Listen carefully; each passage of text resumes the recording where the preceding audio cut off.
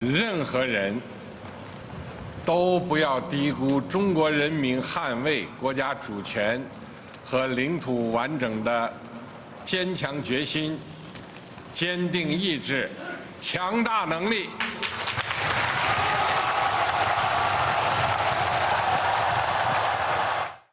When China's Communist Party was born, rival warlords controlled most of the country.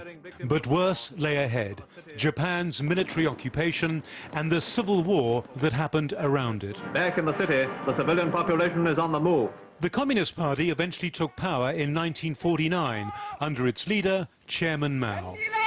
He quickly rallied the masses behind a plan to rapidly industrialize China's peasant economy. The famine that followed may have led to as many as 45 million deaths.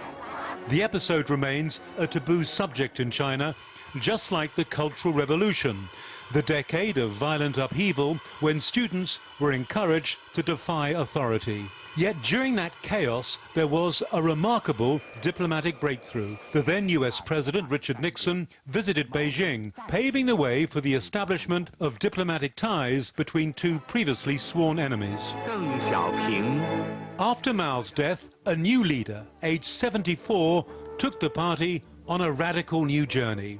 Deng Xiaoping championed economic liberalization, reforms that would help make China the world's biggest economy after the United States.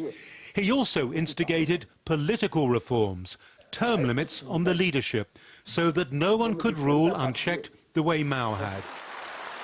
Under China's current leader, Xi Jinping, that policy has been reversed. The one thing that the party fears is a split at the top. We saw that in 1989, and if you have a split at the top, that empowers all sorts of actors right through the system in the provinces and the cities to take sides, and that is potentially very damaging. But the party has plenty to celebrate: poverty alleviation, a rapidly expanding middle class, and a rise up the value chain in high-tech industries, all done at a rate and scale no other country has yet to match. But there's much the party wants to forget. The 1989 student-led uprising in Beijing, the student-led protests in Hong Kong 20 years later.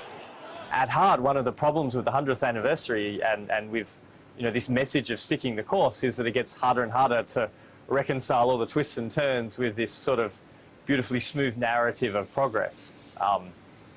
That involves a lot of forgetting. Amid this triumphal moment for the party, there is one unmistakable message: we survived after all the predictions that we wouldn't. Adrian Brown reporting there from Hong Kong, and our correspondent Patrick Fock was at Tiananmen Square for the 100-year anniversary event where President Xi vowed to make China a 21st century world power.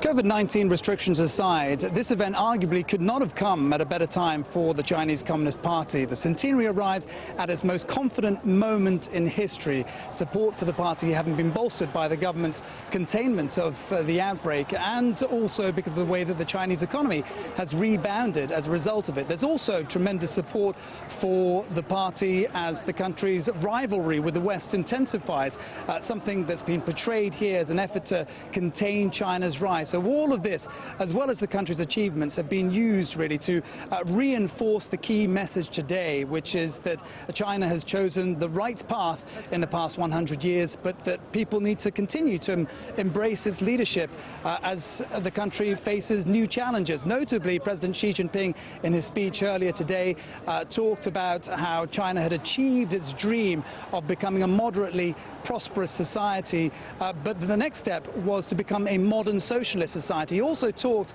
about the humiliation of China in the past as a result of the Opium Wars and colonialization.